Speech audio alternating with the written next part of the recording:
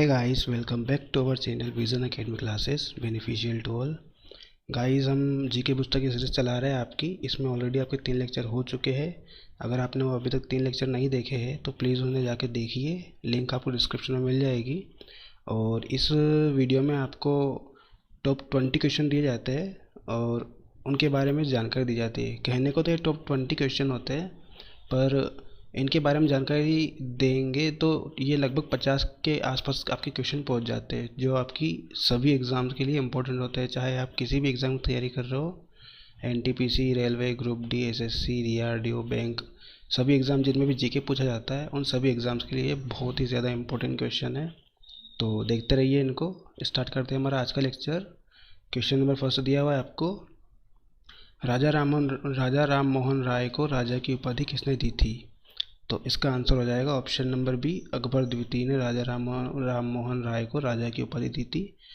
जो राजा राम मोहन राय थे वो समाज सुधारक थे। इन्होंने भारतीय पुनर्जागरण का अग्रदूत और आधुनिक भारत का जनक कहा जाता है इन्हें। भारतीय पुनर्जागरण के अग्रदूत और आधुनिक भारत का जनक बोला जाता है इन्हें। ये ब्रह्म समाज के संस्थापक थे और ये रूढ़िवादी और कुरीतियों के बहुत ही घनिष्ठ विरोधी थे। ये बहुत ज़्यादा विरोध करते थे इनका। इन्होंने बाल विवाह, सती प्रथा, जातिवाद, कर्मकांड, पर्दा प्रथा आदि का भरपूर विरोध किया। और संवाद कौमुदी, मिरात उल अखबार और बंगदूत, ये इन्हीं के अखबार है। कौन कौन से अखबार है आपके? संवाद कौमुदी,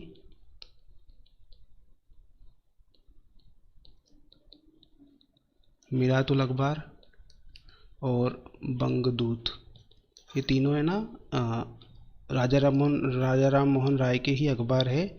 और इन्होंने जो अंग्रेज गवर्नर था लॉर्ड विलियम बेंटिक के साथ मिलके जो सती प्रथा थी उसका अंत किया था। यानी कि ये क्वेश्चन भी इम्पोर्टेंट बन जाता है आपके लिए कि जो राजा राम मोहन राय थे उन्होंने किस अंग्रेजी शासक के साथ मिलकर सती प्रथा का उन्मूलन किया? तो आपका आंसर हो जाएगा लॉर्ड विलियम बेंटिक।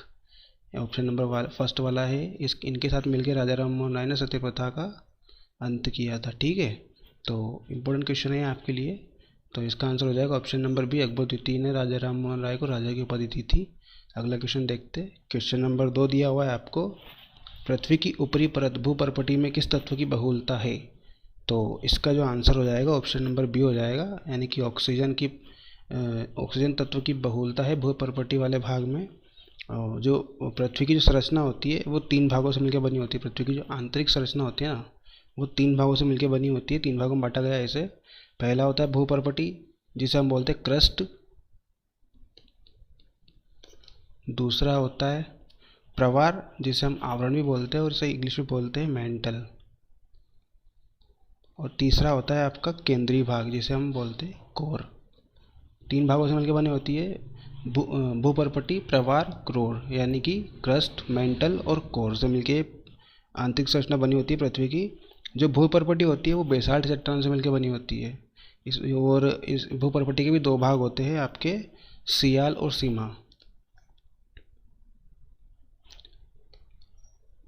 सियाल और सीमा ये 2 भाग होते हैं भूपर्पटी के।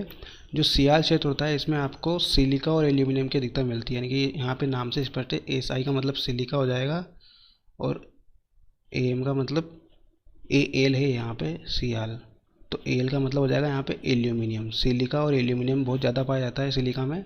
और सीमा में क्या हो जाएगा? यहाँ पे C से सिलिकॉन हो जाएगा और A से मैग्नीशियम हो जाएगा। यानी कि सीमा जो क्षेत्र है इसमें सिलिकॉन और मैग्नीशियम की अधिकता पाई जाती है। ठीक है, और इसका जो केंद्रीय भाग है कोर, ये निकिल और फेरस से मिलकर बना होता है। निकिल और फेरस, ये इसे बोलते हैं नीफे, NIFE।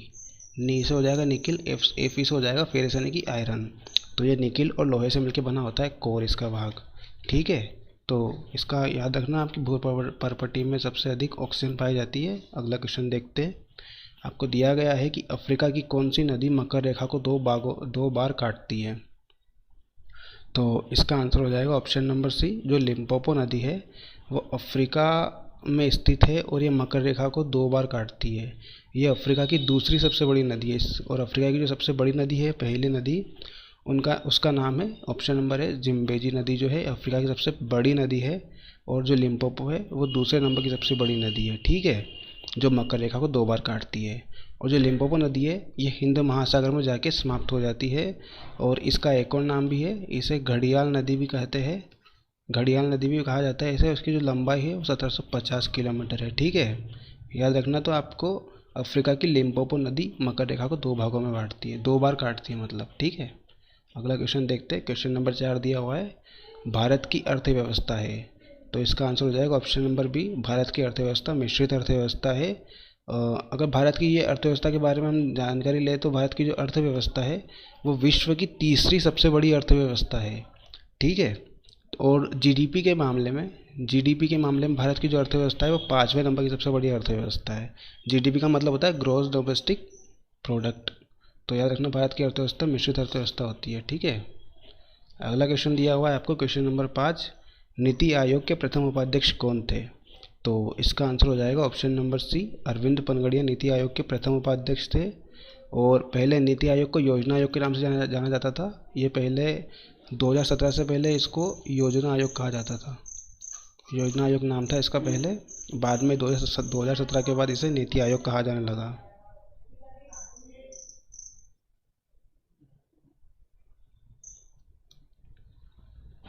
इसके जो अध्यक्ष होते हैं वो प्रधानमंत्री होते हैं, इसके अध्यक्ष। और वर्तमान में जो नीति आयोग की जो अध्यक्ष है वो प्रधानमंत्री नरेंद्र मोदी जी है। और जो नीति आयोग के उपाध्यक्ष है वर्तमान में, पहले उपाध्यक्ष तो आपके अरविंद पनगड़िया हो गए, पर जो वर्तमान में जो नीति आयोग के जो उपाध्यक्ष है वो राजीव कुमार है, डॉक्टर राजीव कुमार। ये नीति आयोग के वर्तमान में उपाध्यक्ष है आपके। नीति आयोग इसके वर्तमान में सीईओ है अमिताभ कांत। तो याद रखना, जो नीति आयोग है इसके वर्तमान में उपाध्यक्ष है इसके अमिताभ कांत, और जो पहले उपाध्यक्ष थे वो थे अरविंद पनगड़िया। अगला क्वेश्चन देखते, क्वेश्चन नंबर 6 दिया हुआ है आपको, नाबार्ड की स्थापना किस पंचवर्षीय योजना के अंतर्गत की गई थी? तो इसका आंसर हो जाएगा ऑप्शन नंबर डी, यानी कि 6ठी पंचवर्षीय योजना के अंतर्गत नाबार्ड की स्थापना की गई थी। अब यहाँ पे बात हुई है नाबार्ड की, तो नाबार्ड का फुल फॉर्म देख लेते हैं हम। इसका फुल फॉर्म होता है national bank for agriculture and rural development, यानी कि इसे हिंदी में बोलते हैं राष्ट्रीय कृषि और ग्रामीण विकास बैंक। ठीक है, इसकी जो स्थापना हुई थी वो 12 जुलाई 1982 को हुई थी। ठीक है, 12 जुलाई 1982 को इसकी स्थापना हुई थी। और शिवरामन समिति की सिफारिशों पर इसकी स्थापना की गई थी। और इसका जो मुख्यालय है वर्तमान में मुंबई में स्थित है। ठीक है, नाबार्ड का जो मुख्यालय है वो मुंबई में स्थित है। और इसका जो फुल फॉर्म होता है वो आपको बता दिया मैंने, national bank for agriculture and rural development. तो याद रखना, 6ठी पंचवर्षीय योजना में नाबार्ड की स्थापना की गई थी। अगला क्वेश्चन देखते, क्वेश्चन नंबर 7 दिया हुआ है आपको, अमेरिका के प्रथम राष्ट्रपति कौन थे? तो इसका आंसर हो जाएगा ऑप्शन नंबर बी, जो जॉर्ज वॉशिंगटन थे, ये अमेरिका के प्रथम राष्ट्रपति थे। ये 1789 में चुने गए थे। ये 1789 में ये चुने गए थे अध्यक्ष। और यहाँ जो राष्ट्रपति होता है अमेरिका में, वही पूरे देश का प्रधान व्यक्ति होता है, यानी कि यहाँ पे प्रधानमंत्री का पद नहीं होता, राष्ट्रपति का ही पद होता है यहाँ पे। और जो राष्ट्रपति होते हैं वो 4 साल के लिए चुने जाते हैं। इनका जो कार्यकाल होता है वो 4 साल ही रहता है। हमारे भारत में 5 साल होता है, पर यहाँ पे 4 साल कार्यकाल होता है इनका। और मान लो कोई व्यक्ति एक बार प्रधानमंत्री राष्ट्रपति बन गया तो वो यहाँ पे मतलब अधिकतम 2 बार राष्ट्रपति चुना जा सकता है, पर तीसरी बार कोई वही व्यक्ति राष्ट्रपति नहीं बनेगा। यहाँ पे अधिकतम कोई एक व्यक्ति 2 बार ही राष्ट्रपति बन सकता है, तीसरी बार उससे राष्ट्रपति नहीं चुना जा सकता। ठीक है, यह यहाँ का रूल है।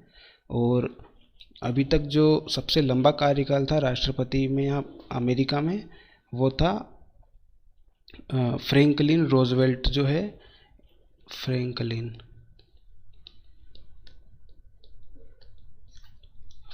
रोजवेल्ट जो थे, यहाँ पे 12 वर्षों तक इन्होंने राष्ट्रपति के पद पर रहे हैं ये, जो कि अभी तक का सबसे लंबा कार्यकाल है अमेरिका में राष्ट्रपति का। और जो सबसे कम कार्यकाल है अमेरिका में राष्ट्रपति का 32 दिन है। और ये 32 दिन किसका है?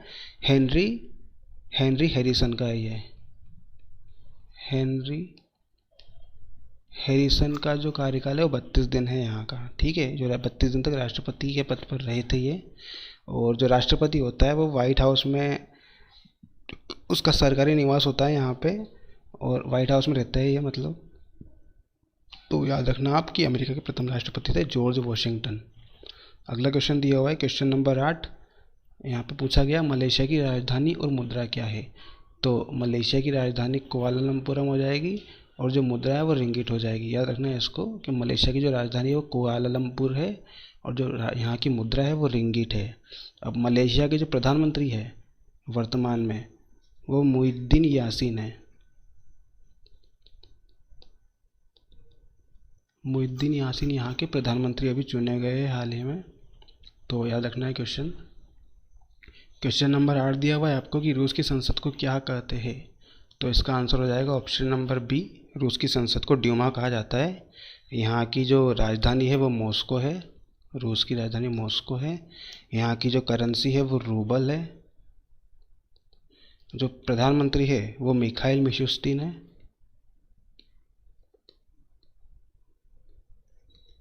और यहाँ के जो राष्ट्रपति है वो व्लादिमीर पुतिन है।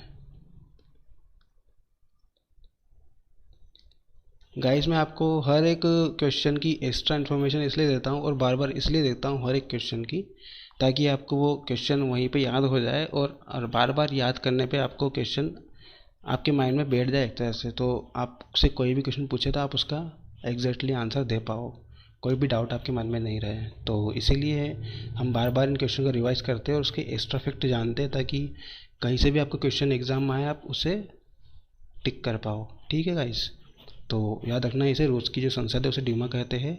यहाँ की जो राजधानी है वो मॉस्को है। यहाँ की करेंसी रूबल है। यहाँ के प्रधानमंत्री मिखाइल मिशुस्तिन है और जो राष्ट्रपति है वर्तमान में वो व्लादिमीर पुतिन है। ठीक है, अगला क्वेश्चन देखते हैं। क्वेश्चन नंबर 10 दिया हुआ है आपको, कलिंग पुरस्कार किस क्षेत्र में दिया जाता है। तो इसका आंसर हो जाएगा ऑप्शन नंबर ए। विज्ञान के क्षेत्र में कलिंग पुरस्कार को दिया जाता है। यह पुरस्कार विज्ञान संचार के क्षेत्र में किसी बड़े योगदान के लिए दिया जाता है और यह पुरस्कार विश्व विज्ञान दिवस पे दिया जाता है हर साल। विश्व विज्ञान दिवस कब आता है आपका? 10 नवंबर को विश्व विज्ञान दिवस मनाया जाता है हर साल। तो इसी दिन कलिंग पुरस्कार दिया जाता है और ये विज्ञान के क्षेत्र में दिया जाता है। ठीक है, तो अगला क्वेश्चन देखते हैं। क्वेश्चन नंबर 11 दिया हुआ है आपको, राष्ट्रीय डेयरी अनुसंधान संस्थान कहाँ पे स्थित है। तो इसका आंसर हो जाएगा ऑप्शन नंबर सी। करनाल में स्थित है। और जो करनाल जो जगह है वो हरियाणा राज्य का एक ज़िला है करनाल, यहाँ पे ये स्थित है। और हरियाणा की बात हुई है यहाँ पे, तो हरियाणा के बारे में हम जान लेते हैं। यहाँ के जो मुख्यमंत्री है वो मनोहर लाल खट्टर है यहाँ के मुख्यमंत्री। यहाँ के जो राज्यपाल है वो सत्यदेव नारायण आर्य है। सत्यदेव नारायण आर्य यहाँ के राज्यपाल है। यहाँ के जो मुख्य न्यायाधीश है वो रविशंकर झा है। रविशंकर झा यहाँ के मुख्य न्यायाधीश हो जाएंगे। ठीक है, तो याद रखना गाइस, इम्पोर्टेंट क्वेश्चन था ये भी। क्वेश्चन नंबर 12 दिया हुआ है आपको कि विश्व मानव अधिकार दिवस कब मनाया जाता है। तो इसका आंसर हो जाएगा ऑप्शन नंबर बी। 10 दिसंबर को हर साल विश्व मानव अधिकार दिवस मनाया जाता है। अच्छा क्वेश्चन है, याद रखना। अगला क्वेश्चन दिया हुआ है क्वेश्चन नंबर 13, सेबी के वर्तमान में अध्यक्ष कौन है। तो इसका आंसर हो जाएगा ऑप्शन नंबर सी। अजय त्यागी जो है सेबी के वर्तमान में अध्यक्ष है। यहाँ पे बात हुई है सेबी की, तो सेबी का जो फुल फॉर्म है वो security exchange board of India होता है। ठीक है, याद रखना, security exchange board of India, इसे हिंदी में बोलते हैं भारतीय प्रतिभूति और विनिमय बोर्ड। हिंदी में बोला जाता है भारतीय प्रतिभूति और विनिमय बोर्ड इसे कहा जाता है। इसकी जो स्थापना हुई थी वो 12 अप्रैल को हुई थी 1988 में। 12 अप्रैल 1988 में इसकी स्थापना हुई थी। इसका जो मुख्यालय है वो मुंबई में स्थित है।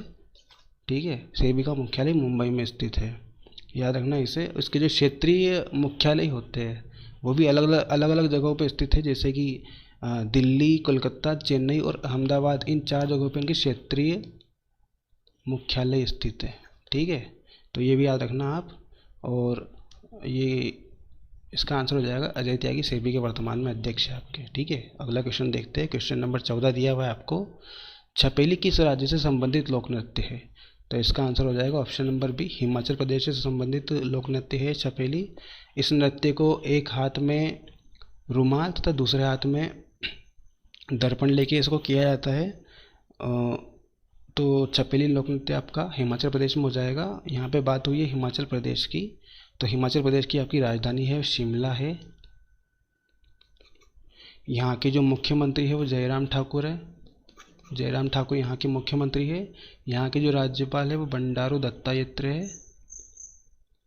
और यहाँ के जो मुख्य न्यायाधीश है वो लिंगप्पा नारायण स्वामी है। लिंगप्पा नारायण स्वामी यहाँ के मुख्य न्यायाधीश है, तो ये याद रखना इसके बारे में। अगला क्वेश्चन दिया हुआ है क्वेश्चन नंबर 15। बोला गया सऊदी अरब की राष्ट्रीय भाषा क्या है, तो इसका आंसर हो जाएगा ऑप्शन नंबर ए। सऊदी अरब की राष्ट्रीय भाषा जो है अरबी है, यहाँ पे अरबी बोली जाती है और जो सरकार है वो भी अरबी का ही यूज़ करती है यहाँ पे। सऊदी अरब की बात हुई तो सऊदी अरब की जो राजधानी है वो रियाद है, यहाँ की राजधानी, और यहाँ की जो करेंसी है वो रियाल है। कन्फ्यूज मत होना, यहाँ की राजधानी रियाद है और जो करेंसी है वो रियाल है, ठीक है। और जो सऊदी अरब देश है यहाँ पे इस्लाम के प्रवर्तक मोहम्मद साहब का जन्म हुआ था यहाँ पे, यानी मोहम्मद साहब का जन्म यहीं पे माना जाता है। और यहाँ इस्लाम के 2 पवित्र स्थल मक्का और मदीना स्थित है यहाँ पे। और सऊदी अरब में इस्लाम के पवित्र स्थल मक्का और मदीना यहाँ पे स्थित है। और जो सऊदी अरब है इसके वर्तमान में जो राजा है वो शाह सलमान यहाँ के अभी वर्तमान में राजा। यहाँ पे प्रधानमंत्री और राष्ट्रपति नहीं होते, यहाँ पे राजा है शाह सलमान, ठीक है, याद रखना इसे। अगला क्वेश्चन दिया हुआ है आपको क्वेश्चन नंबर 16। भारत का प्रथम बायोस्फीयर रिजर्व कौन सा है, तो इसका आंसर हो जाएगा ऑप्शन नंबर बी, यानी कि नीलगिरी भारत का प्रथम बायोस्फीयर रिजर्व है। और जो नीलगिरी है तमिलनाडु में स्थित है। तमिलनाडु, केरल और कर्नाटक तीनों राज्यों को ये कवर करता है नीलगिरी बायोस्फीयर रिजर्व, ठीक है। और 1986 में इसे स्थापित किया गया था। यह पहला बायोस्फीयर रिजर्व था जो पश्चिमी घाटों में स्थित है, भारत के पश्चिमी घाटों पे स्थित है ये, ठीक है, यानी पश्चिमी साइड आता है ये भारत में। और ऐसे टोटल भारत में 18 बायोस्फीयर रिजर्व है, ये पहला था। ऐसे 17 और भी है, तो पहले नंबर का बायोस्फीयर रिजर्व आपका नीलगिरी है, बाकी 17 भी आपके और आगे जो वीडियो आएंगे उनमें बता दिए जाएंगे। तो टोटल आप याद रखना कि भारत में जो बायोस्फीयर रिजर्व है उनकी संख्या टोटल 18 है और प्रथम बायोस्फीयर रिजर्व आपका नीलगिरी है जो भारत के पश्चिमी घाटों में स्थित है। अगला क्वेश्चन दिया हुआ है क्वेश्चन नंबर 17। रेड बुक का संबंध है, तो इसका आंसर हो जाएगा किसी भी देश द्वारा प्रतिबंधित पुस्तक से। ऑप्शन नंबर सी आ जाएगा इसका। जो रेड बुक होती है वो किसी भी देश द्वारा जो एक पुस्तक जो प्रतिबंधित कर दी गई हो उस देश के द्वारा, तो उससे संबंधित होती है रेड बुक, ठीक है। क्वेश्चन नंबर 18 देखते हैं।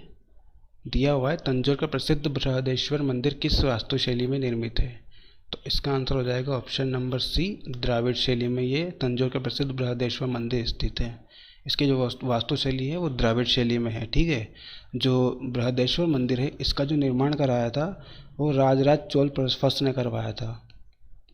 राजराज चोल फर्स्ट ने तंजौर के प्रसिद्ध बृहदेश्वर मंदिर का निर्माण करवाया था और ये 11वीं सदी के प्रारंभ में, यानी कि 1010 ईस्वी पूर्व में हुआ था। ये 11वीं सदी के प्रारंभ में हुआ था इसका निर्माण और 1010 ईस्वी पूर्व में माना जाता है इसका निर्माण।